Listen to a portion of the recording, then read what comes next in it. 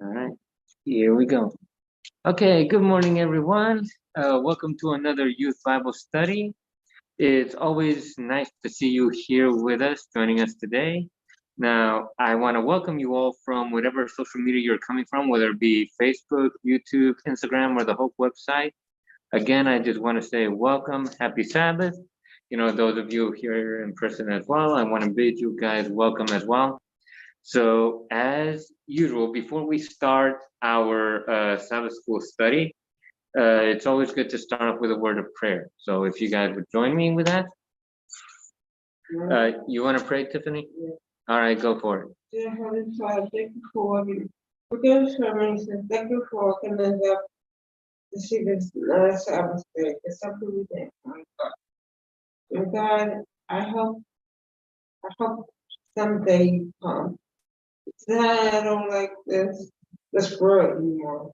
But until you come, I'm going to tell people about you and tell people about your son and bless this day in Jesus' name. Amen. Thanks. Okay, so today's lesson, we're gonna talk about something called tact. In fact, the title of the lesson is Speaking with Tact, or say it tactful. Now, have you ever heard of this word, tact? Tact, right. No, no, not taxes, tact, T-A-C-T. No. Haven't heard of that word? Kevin, have you heard of that word? Close. It's close to tactical. It has the same root, which basically means to read the room or read the area. Okay. Now, the word tact specifically means to be sensitive to something or to be understanding towards something. For example, the question that Tiffany had earlier, how do I explain to somebody nicely that your parents are not where you think they are? That is thinking, that is thinking tactfully, so as to not offend people. Now, I gotta ask you guys, is there a difference between speaking honestly and insulting people? It's not what you mean. All right. How is it different? Because there are some people who cannot tell the difference between being honest and being brutally honest. People don't think the difference because sometimes they're on the truth. Mm-hmm. It's just not the truth they want to hear. Right. Could be that. Could be that the truth that they're telling is not the truth they want to hear. Any other ideas? Okay. Let me put it another way. Here's an example. Let's say you got a friend who doesn't know how to sing. There's a big difference between saying, listen, man, I don't think singing is your talent, and your singing is garbage. I mean, you couldn't carry a note on a bucket, man. Honestly, it sounds like nails on a chalkboard, and just roasting the guy. There's a big difference, right? Mm-hmm. Huge difference. Now, okay. So that being said, should we as Christians speak more tactfully, more kindly, or should we just go roasting people left and right? So I got a question. Yeah. Okay. Somebody said that my guardian told him that my guardian that I make my guardian feel uncomfortable when I call her. Okay. So, and I have called her. I think Tuesday morning. I saw an email and I said to her, "So, do I make you feel uncomfortable?" Or she said, "No, you don't make me feel uncomfortable. I don't like when you call me back, but I don't like." So she said to me, "You know the difference between do not like and uncomfortable?" Yes, I know the difference. And I don't even say that. So, Yeah, there is a difference. Yeah, yeah, yeah. Go ahead. You know where it is? All right. So yeah, that is a big difference. You know, and there is a big difference between speaking nicely and insulting people and roasting people just for the sake of it. Now, we as Christians, we have been called to treat each other kindly, to speak with kindness, to speak with love, right? mhm. That is the point of being a Christian. That being said, I don't just like to talk about it, and I don't want anybody to take my words for it. So let's go into the Bible and see what the Bible has to say about how to speak, you know, just so that we're clear on how we should speak as Christians, all right? Tiffany, you want to choose any Bible to join me here? All right. So the first thing we're going to read comes from the book of Proverbs. Okay. I think these Bibles are too small. Okay. Do you want to try this one? I think this one is bigger print at least. You know? Yeah. So the first book is the book of Proverbs. That one's small too? Oh no. All right. So we're gonna read from the book of Proverbs, chapter 16. Okay. 16, verse 24. Once again, that is Proverbs chapter 16, verse 24. All right. I'm gonna give some of you guys some time to find it over there. Again, Proverbs 16, verse 24. And it says this: pleasant words are like a honeycomb, sweet to the soul and health to the bones. Hmm? Okay, I'm gonna say it again. Pleasant words, or words spoken pleasantly or nicely. Hey, good morning. That's his class, right? Yeah. Come on in. Good to see you. Sarah? All right. Nice to meet you. How are you? I'm sitting here. I'm not sure that Yeah. sit next to me because All right. I'm not getting so good. All right, Yeah. Sarah, right? Cyrus. Sarah. Okay, nice to meet you. Where are you from, by the way? Meriden. Okay. Oh, okay. He's mine. Okay. Yeah. Good to know. So take good care of him for me. Yes, I will. Huh? That's your nephew? He looks like me? Mhm. No, I said that's your nephew. That's my son. Yep. I didn't know you had kids. Every time. So this All is right. Tiffany. Nice to Hello. meet you. Yeah. All All right. right. Well, it's a pleasure to meet you as well. We're just reading getting started reading some Bible verses on speaking tactfully. All right.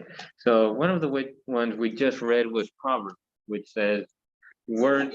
Yeah. Yeah. So, all right. Yeah. Later, all right? Yeah. I Later. know you missed me, but later. Yes. Absolutely. So it says, words spoken pleasantly are like honey. It's sweet and good for your health. Okay. Now, why would pleasant words be good for your health, uh, or sweet like honey? Why do you think? Because it's, I don't know. Because it can praise somebody. Okay. Well, look at it another way. All right. Hey, Kevin. So, is there a difference between being honest and roasting somebody? Yes. What's the difference? One is more severe. One is more severe than the other. Okay. Which one is more severe? Insulting somebody or roasting somebody. Yeah, I would agree. Now, I agree. all right. Now, that being said, have you ever heard of something called sweet talk? You heard of that? Okay, what is that? What's sweet talking somebody? There's talk to someone nicely and like salute others. Okay, talking to somebody nicely. Anything else? Yeah, Trying to tell somebody nicely how to get out of a problem. Okay. Anything else? All right. Are you familiar with the phrase, you're buttering me up? Yes, You've heard of that phrase? yes. What does it mean? Tell me something nicely instead of tell me something mean. Okay. What do you think?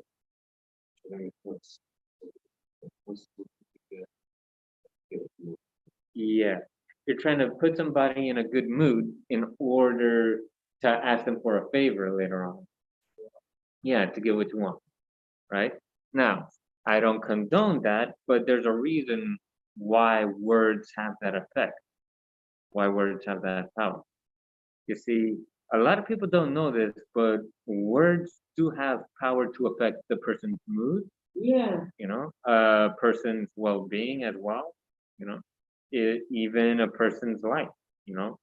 The Bible says the power of life and death is in the tongue, yeah, right? this is, Yeah. So that being said, do you guys have any experience where somebody said something and it just changed the whole mood or changed the outlook of your day?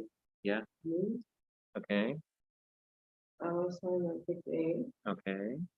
There's something in my house. And it's something with that. I didn't think it was nice. And it's changed my whole day. Okay.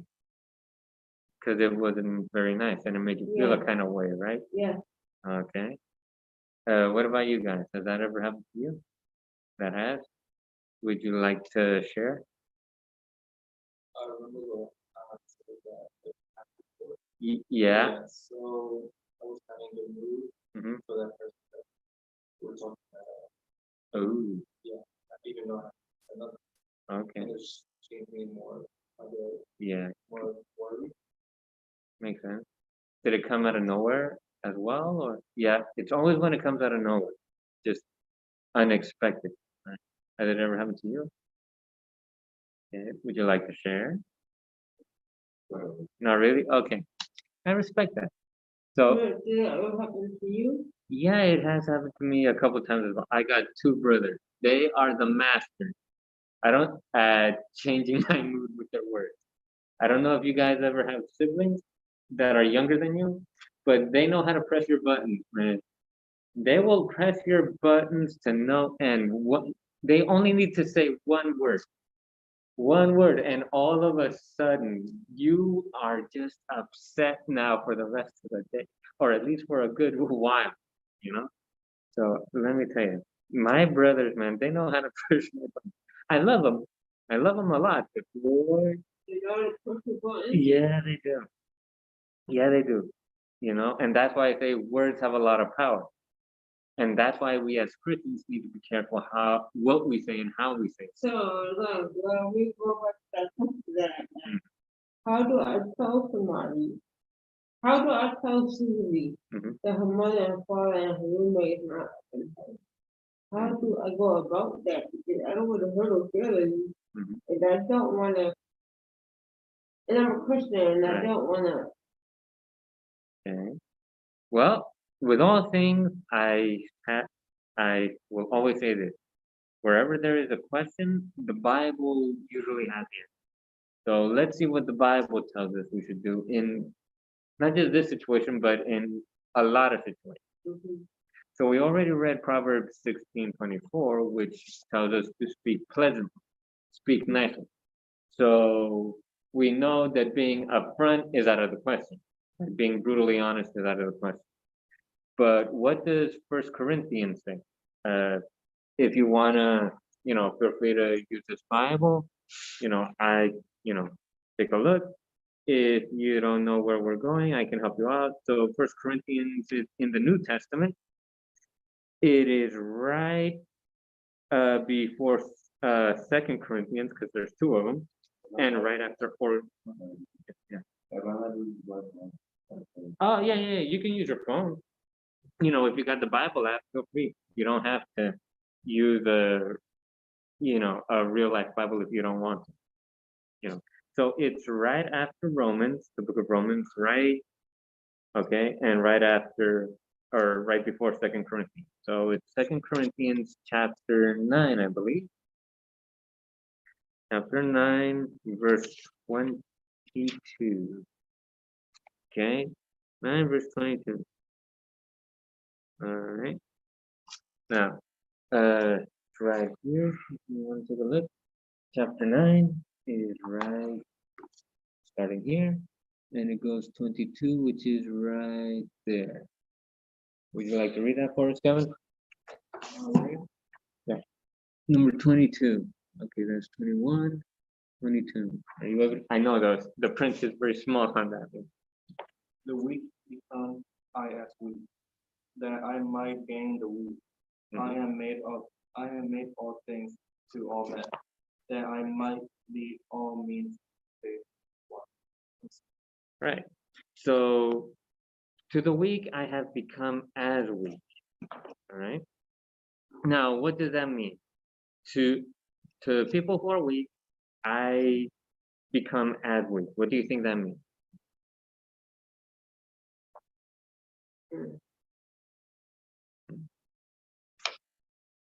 All right. So it means to whoever you're going to talk to, do not think yourself better than them or less than them, but that you are like them. What do you mean?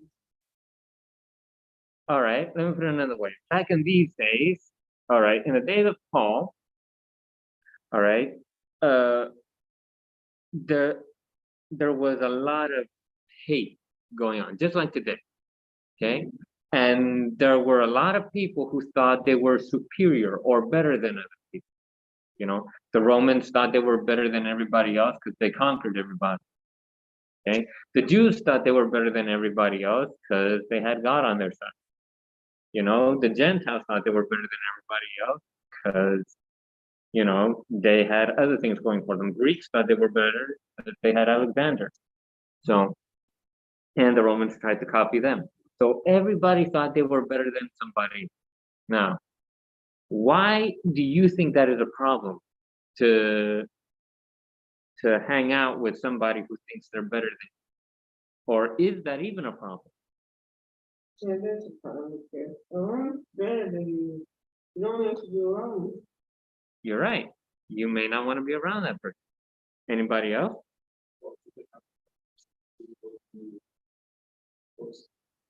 Yeah. No, that's a fair point. All right.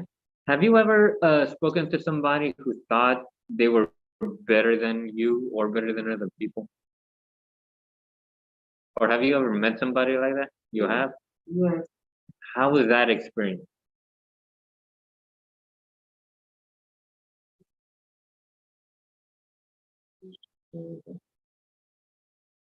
Oh, this book? First Corinthians. Yeah. So, how was your experience dealing with somebody who was better than them or better than you? Well, it wasn't, a conflict and self-defense because they did so well with them. Mm, And really like that. yeah. No, I hear you. It can be very, very uncomfortable. That, I mean, you know, being bullied or feeling insulted by other people. I mean, nobody wants to go through that, right? So that's why, to everyone, you gotta come like you're exactly like them. Or, as the NLT puts it, I try to find common ground with everybody, doing everything I can to save someone. So it's very important to find common ground. But why is it important to find common ground? Okay, let me rephrase. Do you guys know what common ground means? Yeah. Different. Or, So that's equal to the. Yeah, something that's equal to both of you, or something that you both agree on. Mhm. You know, regarding a subject. You know, so that is common ground. So what Paul is saying is, with everybody I talk to, I try to find something I have in common. That way, when I speak to them, they will be able to listen to me. Does that make sense? You know, that's why, at least one thing I always try to do when I greet people and say hi, you know, I always try to find some kind of common ground, some way to connect with people. Because, you know, that is one of the best ways to make a connection, with common ground, right? Now, that being said, believe it or not, there is more to read, more out there. Now, is somebody able to read the book of Esther, or find Esther chapter 4, verses 9 through 17? Gonna take a look at this guy here. Oh, hey, these are a lot bigger letters, so you probably should want to check this one out. Yep, chapter 4, verses 9 to 17. You want to read that for us?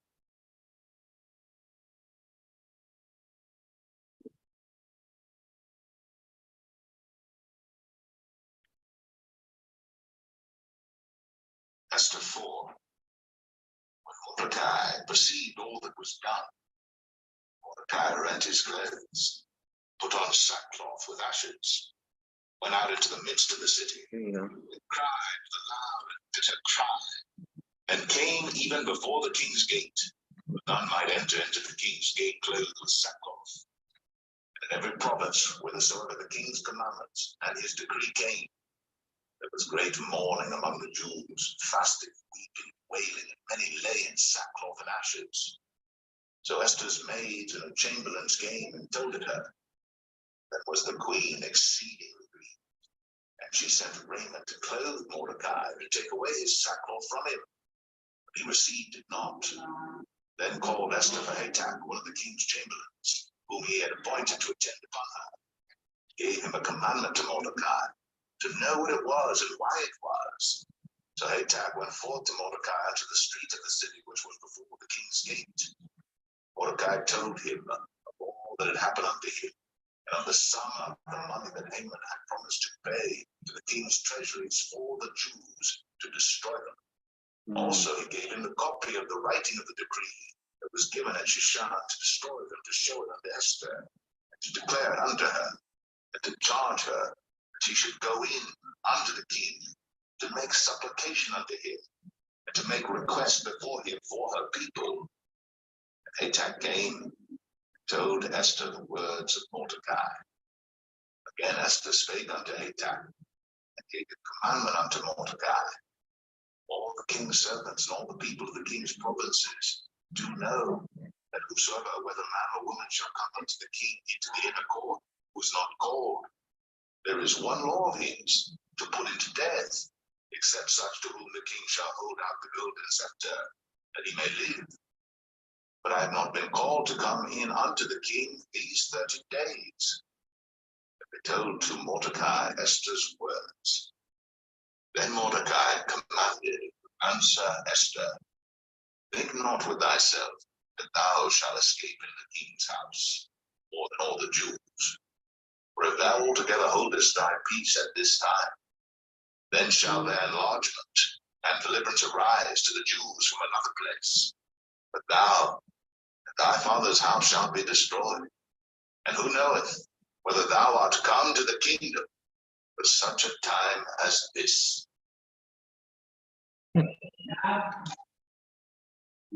Okay, so a lot of things happen in that particular story. But what had happened basically was, there was a decree that the king signed. King Artaxerxes, who was a Persian king in those days, signed a decree saying that a certain group of people is going to come and wipe out the Jewish nation. And Mordecai told the news to Esther. Terrible thing. Now, Esther was in a position because she was the wife of this king. So Mordecai managed to persuade her, saying, listen, just because you're in the palace doesn't mean it won't happen to you. It probably will. But listen, go and talk to the king because you're his wife. You should be able to see it. You should be able to see it. Who knows? Maybe the reason God put you here was for this time, was for something like this, so that you could protect your people, right? Now, it could have been very easy for Mordecai to yell at her and say, hey, do this or do that. But instead, he tried to reason with it and use logic, but also faith as well, saying, listen, this is what's happening, but you can make things right. You know, besides, maybe this is why God brought you here, right? Now, what can we learn from this particular story about having tact?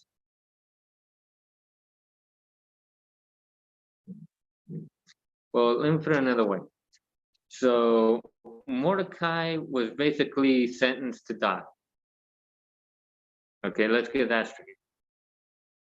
Not only that, but all his family are also gonna die. People are coming with weapons to kill him. Now, if that were to happen to you, would you guys be panicking a little bit? Yeah. Yeah.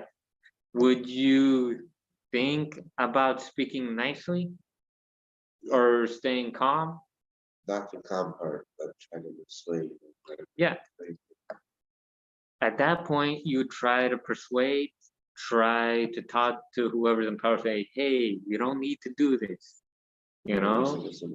Yeah, try to appease somebody, which is what he was doing with Esther, trying to persuade her, hey, you can make a difference.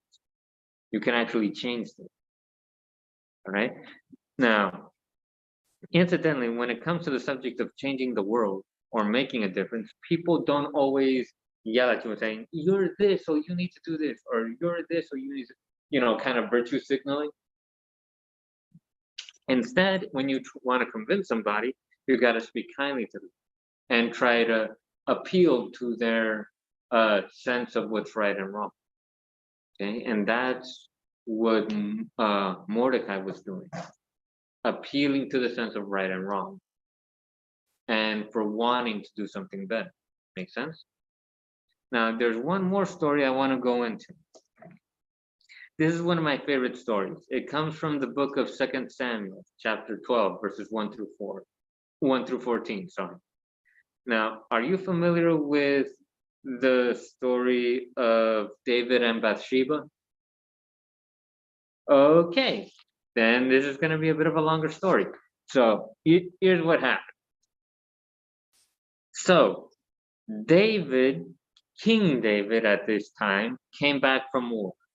He didn't want to come back from war, but his soldiers, his whole army forced him, kicking and screaming, dragging him back to Jerusalem because he was too old to fight. Now, he didn't think he was too old to fight, but man, he was.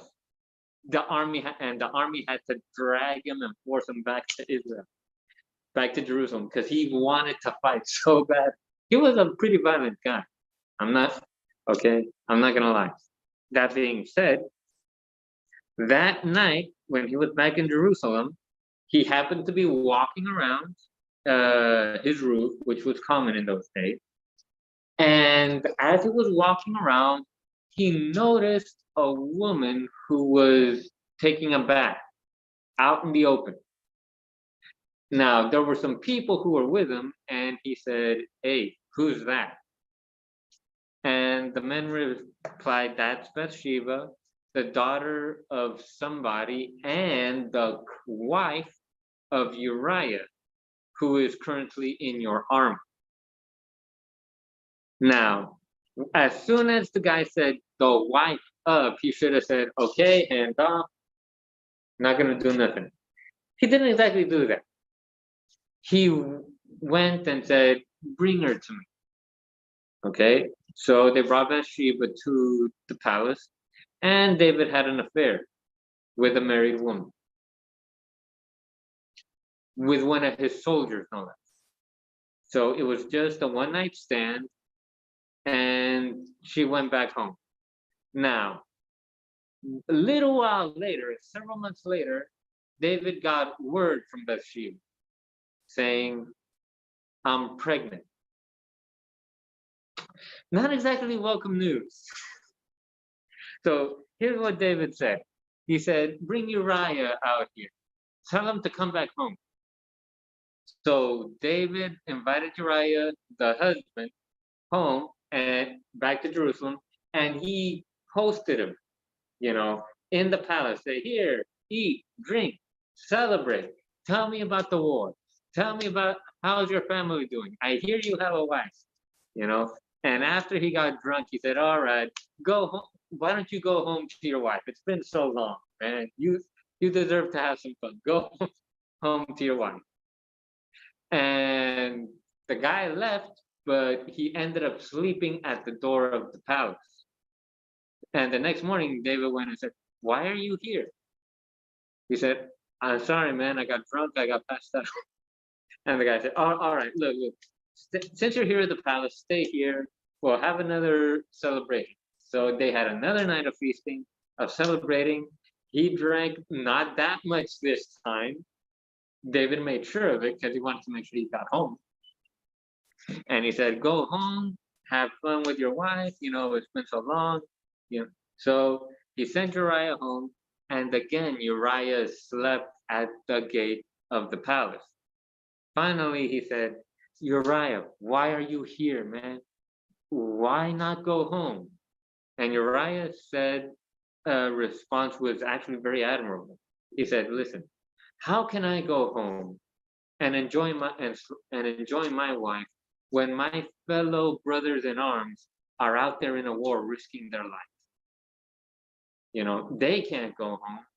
They can't enjoy their wives. They can't go home and see their family. So it doesn't feel right for me to do that. That shows how admirable Uriah was, right? So at this point, David got worried, very worried. So he went and said, okay, Uriah, I'm sending you back to the army. I'm sending you back to the battlefield. But I want you to take this message to your general, Joab. Do not read it. And Uriah said, yes, sir. He took the note to the general, and he did not read it. Now, what was written on the note was this. Go and lead a charge to this army in the battlefield, and try to scale the wall. And make sure Uriah is in the front, very front of the line, and is the first one to try to scale the wall. Now, for those of you who are not familiar with sieges and warfare, yeah, because while you're climbing up that ladder, there are people with rocks and arrows shooting you. Okay, so he basically sent Uriah to die. So Joash, the general, said, okay, I'll do it. I don't feel right about it, but I'll do it. So he did it. And then he sent a message back to David saying, we went under siege, we took a lot of casualties, this many people died, 300 people died, including, and he told the messenger this, if he starts being angry with you, just say that among those who died was Uriah. So the messenger went and told David everything, leaving out Uriah, and David got upset. Like, how could you be so stupid? How could you make this? I mean, come on, it's so obvious that this would happen. And then the guy said, but sir, hang on. Among those who died was Uriah the Hittite. And then David switched and said, listen, things happen. I get it. It's the middle of warfare. People make mistakes. Take heart, take courage. We'll win the war eventually. Exactly. He tried sweet talking. Now, this is where we get to my favorite part of the story. At this time, there was a prophet named Nathan. Now, David, after he got news of Uriah, grabbed Bathsheba or let Bathsheba mourn for a little bit, then brought her to the palace and made her his wife because she was pregnant. Okay. Now, David thought he had got away with murder. Not true. So this is where the prophet Nathan came in. Now, Nathan had to call David out on what he did, but there was a problem. David was the king. If you call out the king the wrong way, you could die. Not only that, he just killed the man already by sending him to battlefield. He probably won't have any problems killing anybody else to keep his secret. So Nathan came to talk to David with a parable, saying, "Oh, king, I have a message from you from God." And David said, "Okay, what is the message?" And he told this story about a rich man and a poor man. There was a rich man who had a lot of sheep, big shepherd. And there was a poor man who only had one lamb, but he loved it like a son, fed it from his hand. Now, David was familiar because he was a shepherd boy. He knows what it's like to raise sheep. Now, the rich man had a guest one day, and he thought, what am I going to feed my guest? Now, David said, oh, it's easy. He could just feed him, take one of his own sheep, kill it, and feed it to the man, right? Easy problem. Nathan said, no, the rich man stole the lamb of the poor man and killed it and fed it to the guest. David was furious. He said, wait, did this really happen? Yes. Seriously? Yes. I can't believe it. He had all those many sheep and he had to go and steal another man's sheep just to kill it and feed it to his guest. That is wrong. That is so mean. Tell me who this man is. For the rest of his life, he must pay back 1,000 times. Give that man 100 sheep, and that man will spend 10 years in my prison. Who is this man? And Nathan calmly replied, O king, you are that man. And David was like, what do you mean? You stole the wife of Uriah, even though you have plenty of wives yourself. And God is not happy with it. And sure enough, that humbled David. That you're right, I have sinned before God, and I deserve to be justly punished for it. So he prayed it over, and God told him, this is going to be your punishment. I'm not going to kill you, and I'm not going to kill Bathsheba. But the child that is in Bathsheba will be stillborn and will not come to life. Now, David fasted and prayed, trying to change God's mind. But when the baby came out, it was dead, stillborn, for that same problem. Now, what lesson can we learn from this particular story, at least in terms of tact? Okay, well, what lesson can we learn from Nathan, the prophet, on how he delivered the problem?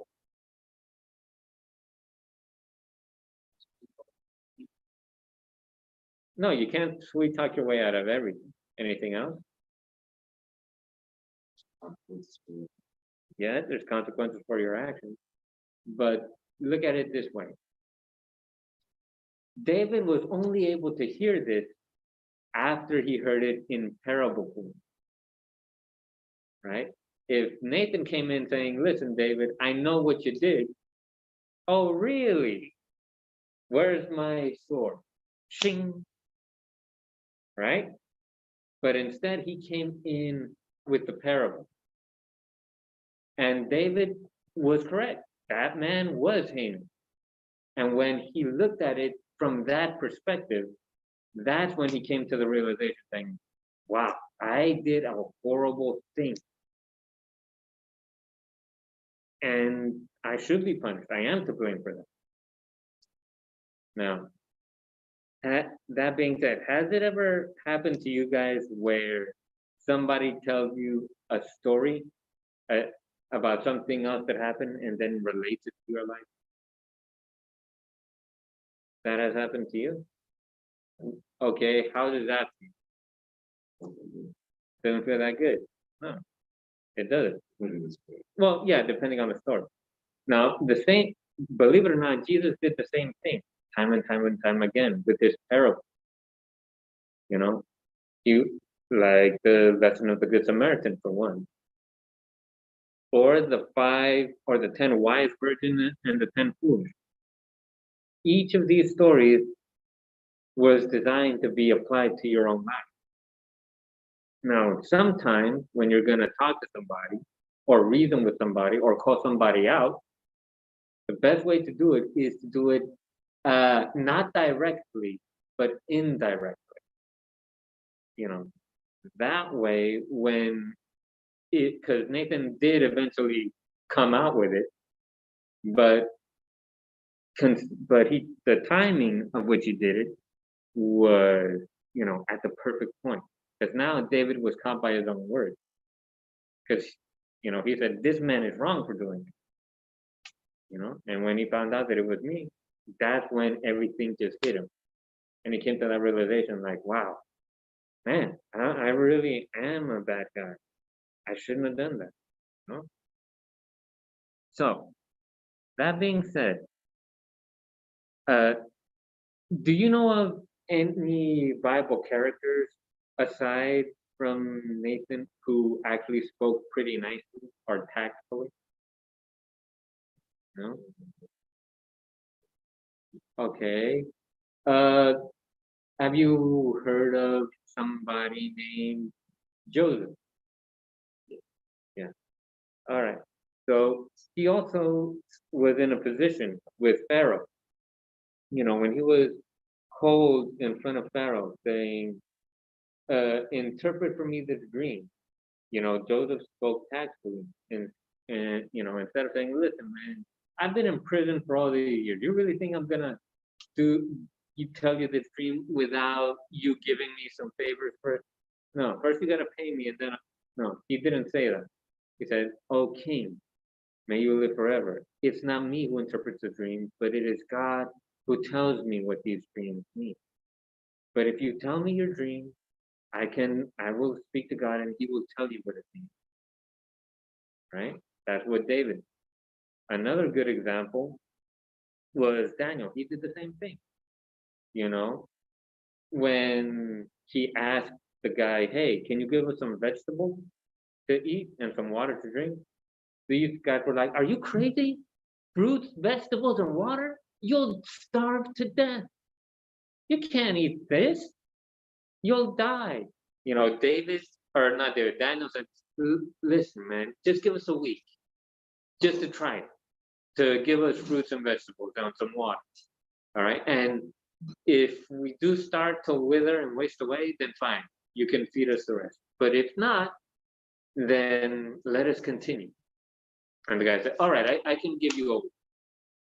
Notice it's not really sweet talk, but it is reason, right? Negotiation. Sometimes negotiation falls into this as well. Now, that being said, there are other people in the Bible who were just rude with it. They would roast you for. Are you familiar with the son of King Solomon? You heard of King Solomon, right? Okay, King Solomon was the son of David. The guy I just told you about who slept with another man's wife. He had a son by that same woman named Solomon, who became king, wisest man in the world. Now, he in turn had a son as well, named Rehoboam, who became the next king, so David's grandson. Now, Solomon was a cruel king, wise but cruel. So the people came to the king peacefully and said, oh, king, listen, your father taxed us and abused us and worked us hard like slaves. All we're asking, okay, is that you don't work us so hard.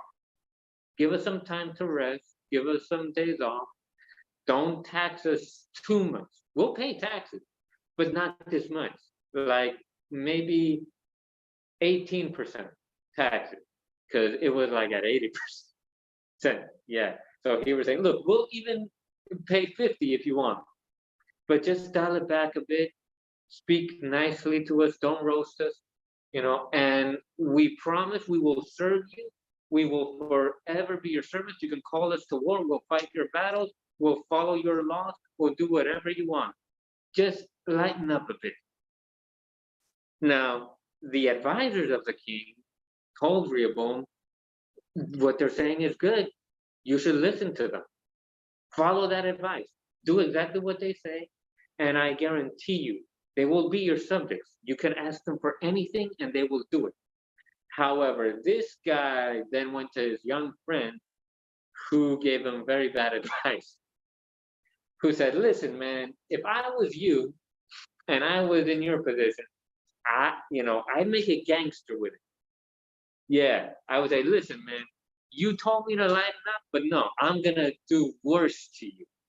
If my father whipped you with whips, but I'm gonna whip you with chains. My father gave you a tax of 80, I'm gonna tax you 100%.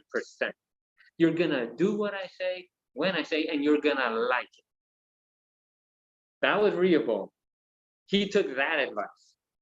Guess what the people did? They ran him out of the kingdom. He literally had to run away and escape. And after that, the kingdom of Israel was divided in two. The kingdom of Judah and Israel. David's descendants never got put back as king of Israel after that. Okay. He was just stuck with two tribes. This guy was ran out of town because he did not have tact. He didn't say what he didn't speak nicely. Make sense? Now, throughout history, the same thing happens time and time and time again. That's why Nero was killed.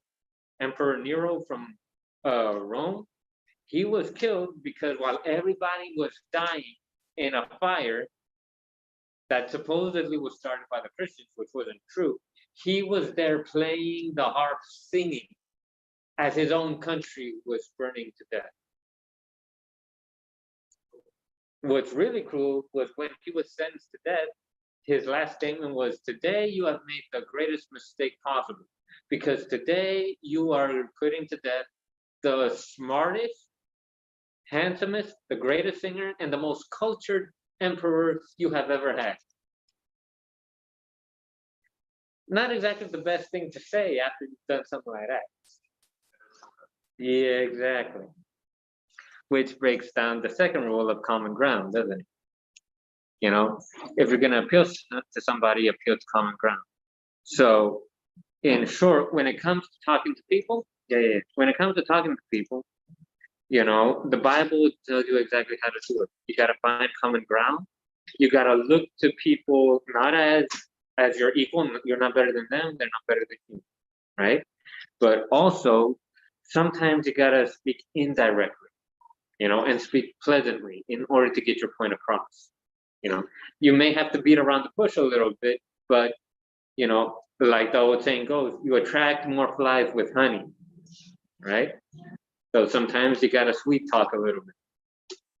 All right, now that being said, you got any questions about this lesson? Or? Should make a movie about it.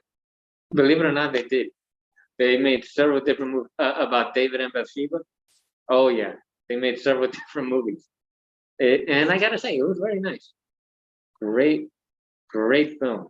I don't know if it's on Netflix, but you should. I do know it's free on YouTube if you want to look it up. All right, but yeah, the Bible has been made into movies many times. All right, and a lot of different. Wait till you see the movie about Samson. Ooh, oh man, that's quite the story. Anyway, so it's about that time. Oh, hey, guys. Good morning. All right. So it's about that time for me to close off the online lesson. So I'm just going to say a quick prayer, then I'll get into you guys. All right? All right. So that being said, if any of you guys want to pray, slow down. All right. So let's just say a quick prayer then, if you guys will join me. Heavenly Father, thank you, O Lord, for seeing us through another week and for this lesson about speaking tactfully.